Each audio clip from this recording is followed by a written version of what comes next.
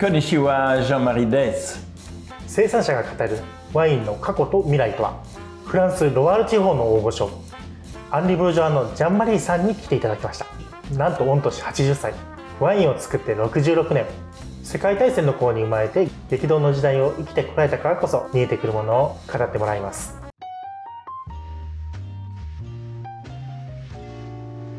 今回は生産者さんいらっしゃいのコーナー、ソムリエの片山が1分でご紹介します。アンリ・ブルジョワはフランス・ロワール地方の生産者です。10代にわたって続く歴史あるワイナリーで、ジャンマリーさんで9代目にあたります。ロワール地方の中でも割と上流のサンセールという地区が本拠地。ロワールではソービニョンブランクが使われる白ワインが有名ですが、プイーフメカ、ここサンセール。このサンセールで特に有名なのがアンリ・ブルジョワです。というより、サンセールって美味しいよねと言われるようになったのは、アンリ・ブルジョワの功績が大きいそうです。そのワインの特徴としては、畑の土、土壌の違いをワインの味わいの差としてしっかり感じ取れること。同じ生産者が作る同じ品種のワインでも全然風味が違う。比べて飲む楽しさがあることです。でも土壌の種類に注目してワインを飲むって相当ワインに詳しい方ですよね。魅力を感じ取れるターゲットは狭くなります。どういった意図でこういったワインを作っておられるのか、ジャンマリーさんの考えを伺っていきましょう。ジャンマリーさんが生まれた頃から今までってかなり工業化が進んだ時代で、農業に関しても便利なものたくさん出てきたと思うんです。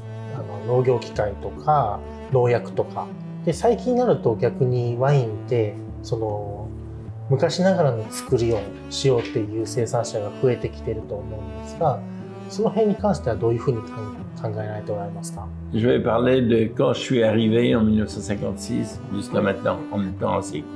Quand je suis arrivé pour travailler avec mon père et mon frère en 1956, j'avais 14 ans. Mon père m'a envoyé travailler dans les vignes et j'ai vu la dureté du travail. À l'époque, on avait un cheval et des pioches.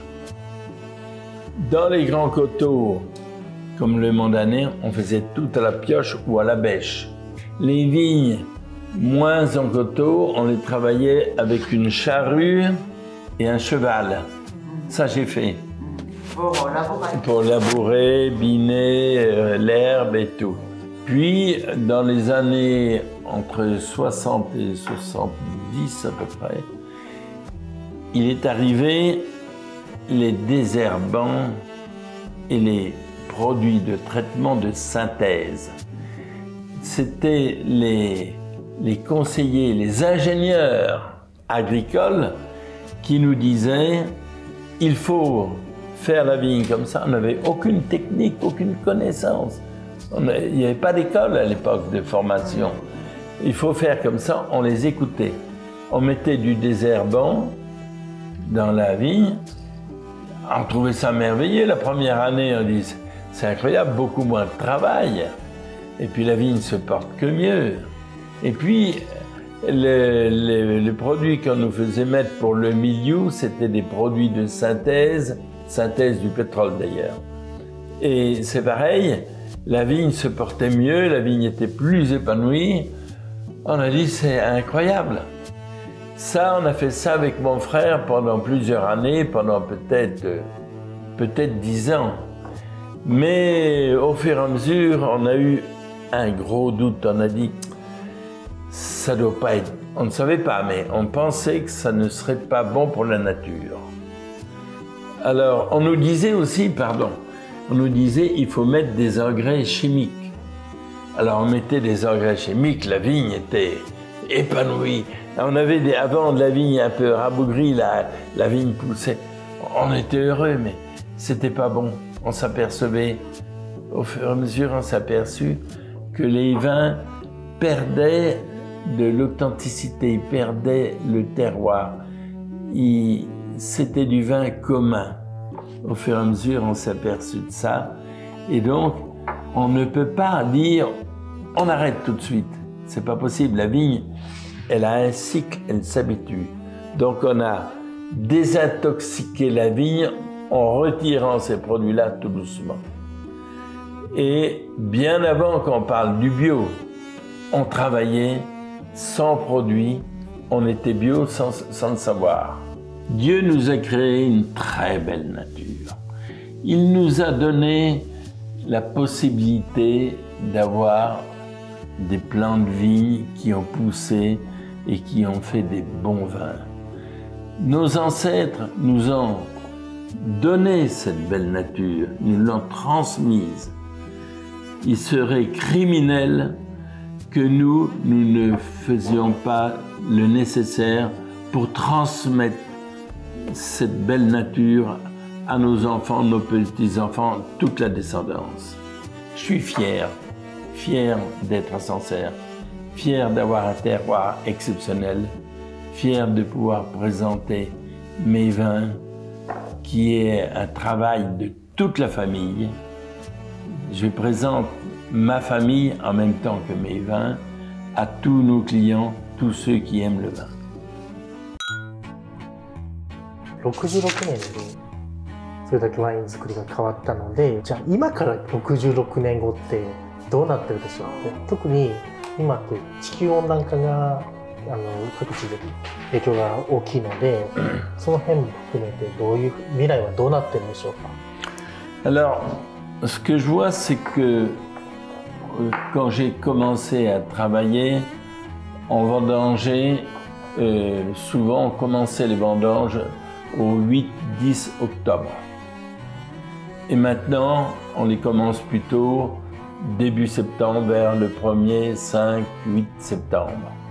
Il y a 66 ans, nous avions environ 3-4 très bons millésimes tous les 10 ans.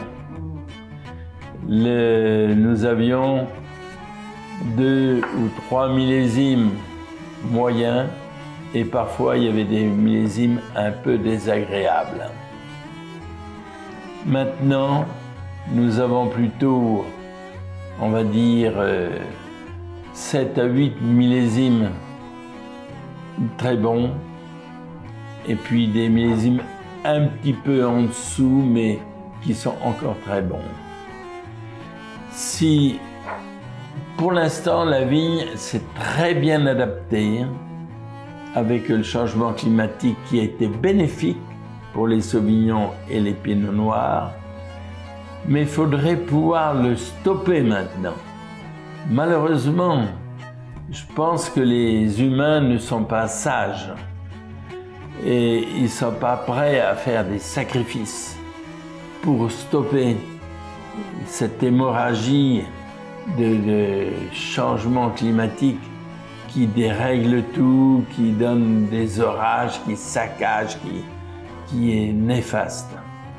Ce que je vois dans l'avenir, il y a deux choses. J'espère que la vigne va pouvoir s'adapter, comme elle l'a fait jusqu'à maintenant, au changement climatique, à condition que ça ne monte pas trop haut. Je ne souhaite pas du tout planter d'autres cépages, des cépages méditerranéens, sous prétexte qu'il y a un changement climatique. Non, c'est à nous de faire attention, c'est à nous de travailler la vigne dans les conditions qu'on connaît actuellement pour faire du bon vin. Il faut respecter le travail qui a été fait et surtout ne pas aller à l'avant, comme je vois actuellement, devancer, c'est-à-dire planter des cépages nouveaux dès maintenant parce que dans 15 ans, il n'y aura peut-être plus de possibilités. Non. Quand je vois qu'on plante de la vigne en Angleterre, je pense qu'on va trop vite là.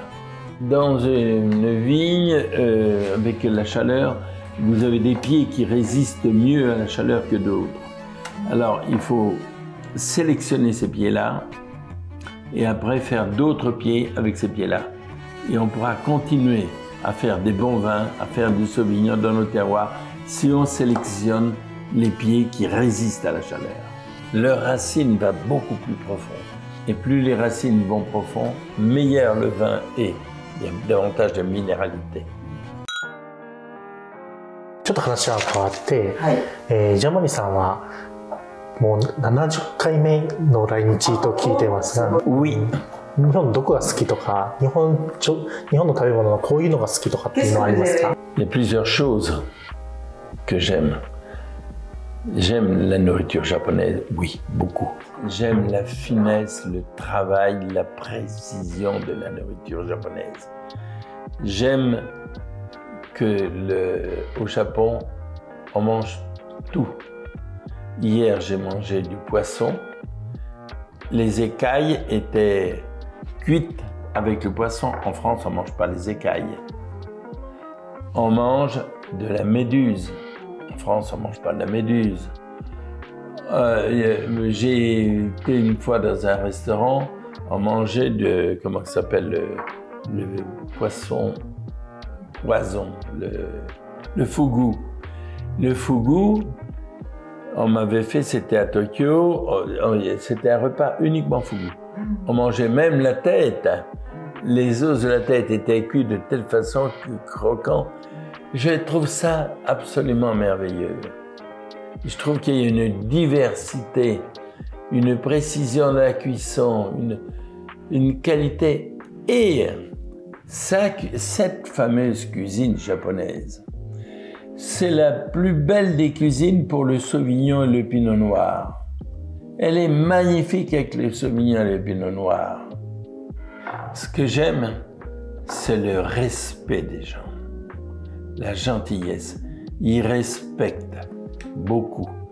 Hier, quand j'ai pris le train à Tokyo, j'ai demandé, il y avait une jeune fille qui attendait, je lui demande pour aller, où est-ce que c'était mon quai. Elle a regardé sa montre, elle m'a dit « je vais vous conduire ». Elle est venue me conduire, c'est une jeune fille qui avait peut-être 20 ans seulement, elle aurait pu avoir peur. En France, on aurait eu peur. Hein. Elle m'a conduit jusqu'à l'endroit où on monte les escaliers pour aller prendre le train. Vous pouvez... Moi, j'ai jamais été en difficulté au Japon parce que les gens, ils sont gentils, ils vous aident beaucoup. J'aime la propreté des Japonais. Ce que j'aime, c'est la diversité au Japon. C'est une mosaïque de terroirs, de petites cités, de cultures. Que ce soit à Hokkaido jusque complètement dans le sud, et tout est différent, mais avec la même philosophie. La nourriture est différente, les gens sont différents, la culture est un peu différente, mais avec toujours le même respect, le même authenticité. C'est très différent de Niigata, Fukuoka, mais c'est magnifique. アンリブルジョアが作るワインやそれを生み出す畑について輸入元のジャルクス様が制作されている YouTube チャンネルでも紹介されています。概要欄にリンクを載せておりますのでよかったらご覧ください。 On ressent très bien le feu qu'on va retrouver dans les arômes du vin.